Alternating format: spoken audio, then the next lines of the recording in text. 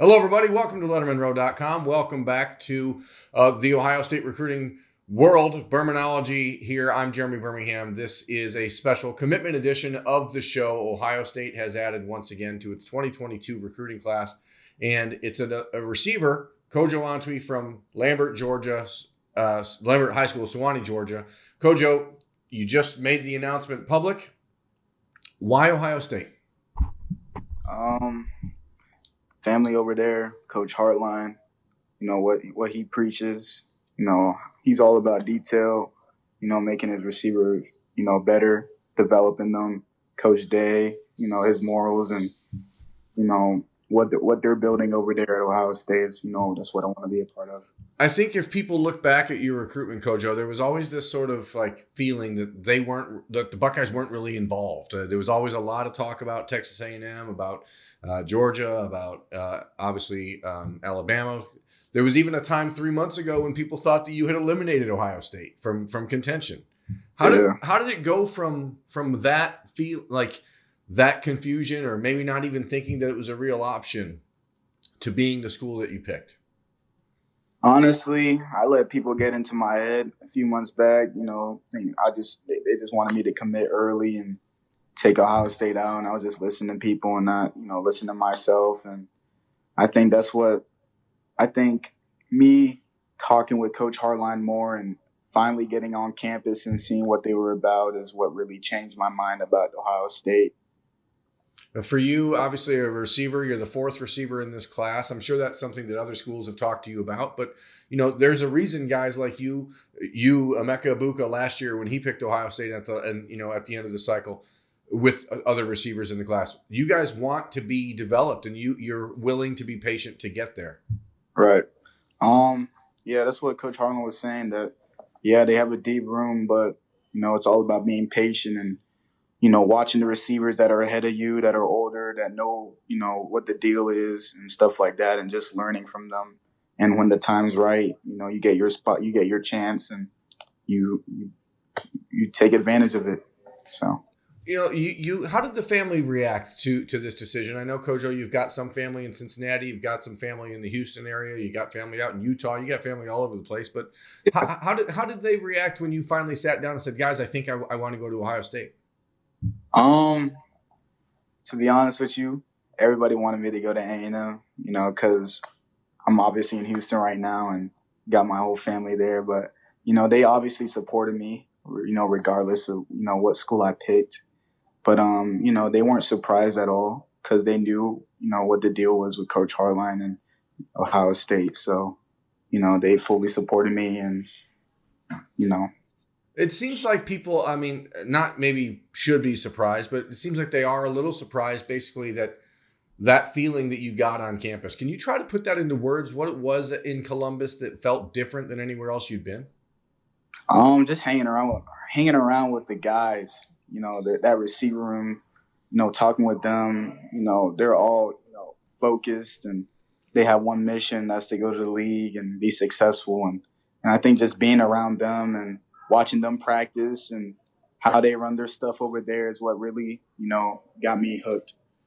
Because you're a serious guy. You're not like one of these kids that is trying to take shortcuts or whatever, right? I mean, this is it's a process, and you seem like you kind of want that process.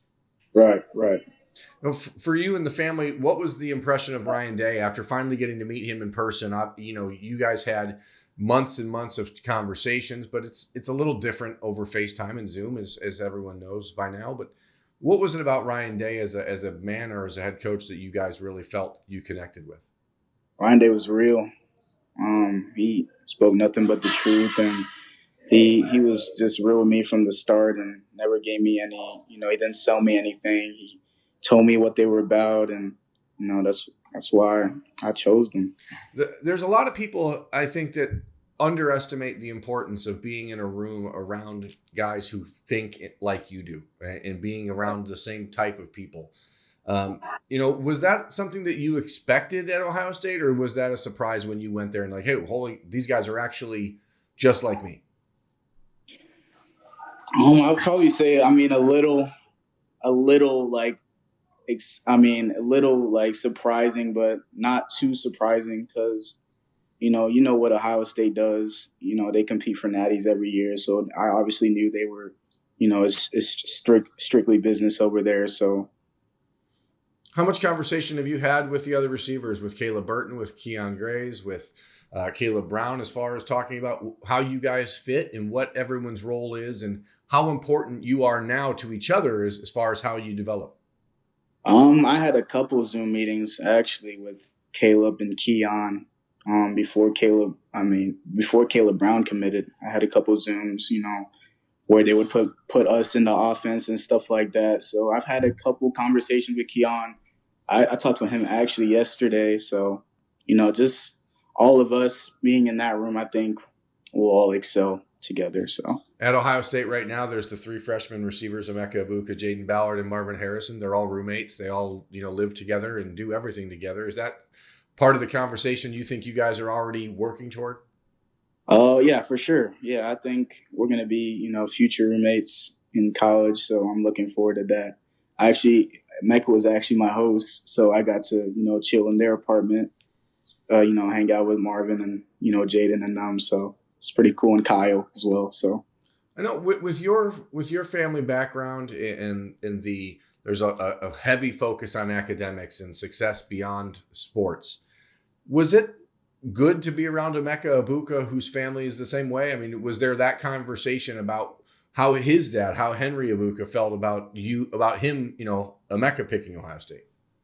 oh yeah, there's this this kind of connection because his dad's from Nigeria, so we kind of had that little connection. But you know, yeah, my parents, they preach academics. So, just hanging out with him and make explaining to them, how good Ohio State's academics are and what I'm majoring in is top 15 in the country, computer science. So I know I'm getting myself into a really good program. So So, Kojo, now that you're committed, how do you see your role as a recruiter?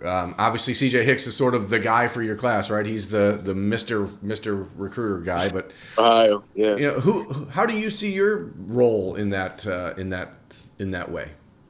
I'm obviously gonna recruit, some dudes, guys like Xavier and those guys. So I'm obviously gonna recruit and see where it goes. So, but obviously, yeah, CJ and Caleb and them, they're big on recruiting. So I'm gonna see if I can do my part as well. They're very vocal, but you're in a region where Ohio State is trying to land a number of players. I mean, Georgia is obviously one of the most talent-rich areas in the country.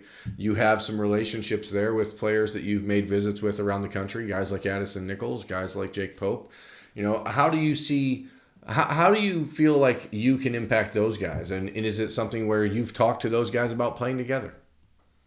Oh yeah, obviously. I talked with Jake Pope like a couple hours ago about teaming up and playing together and competing for natties and stuff like that. So I'm really tight with Addison and Jake. And I was obviously on a visit with Jake, official visit when I was obviously on an official visit with Jake that week. So Yeah, you were at Ohio State with Jake. You were at USC with Addison. I mean, is that something that you guys again? And I don't mean to put anyone in a box here, but you guys are all similar personality types. You guys are all very focused on everything. You keep the main thing. I guess it's not just about football. It's about finding academics. It's about life after football. It's about all these other things. Is that something that gets discussed more and more now in the recruiting world with you guys? oh yeah, it's a big thing because obviously going to the league is the main thing that you want to do, but apart from that, you obviously want to get a good education and a good job out of school. So, and Columbus has multiple Fortune 500 companies, and so I know for sure once I get out of college, if I don't make it to the league, that I'm set for life with a good job. So, How long did it take you after you finished the Ohio State official visit to know that you were going to commit to the Buckeyes? when I was about to get on my flight back to Atlanta, honestly. So how hard was it to take that other official visit? I mean, you went out to USC afterward. You wanted to keep things real quiet. Nobody had any idea what you were doing in your recruitment. I mean, national media recruiting writers from all these different schools are like, I don't know. It could be this. It could be this. It could be this. It could be this. No one seemed to know. How does it feel for you to just shed it and say, "Hey, here it is. I'm committed to Ohio State."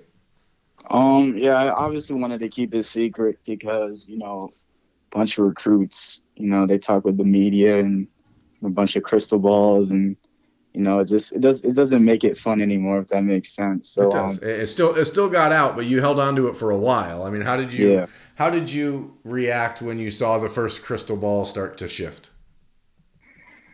Once I saw the first crystal ball yesterday, I was just like, how? But at the same time, it's a day before I commit, so it's not really, big news, if that makes sense. So I'm not really, tripping about it. So, Well, it but is big news for you. You're committed to Ohio State. You are commitment number 16 in the Buckeyes class.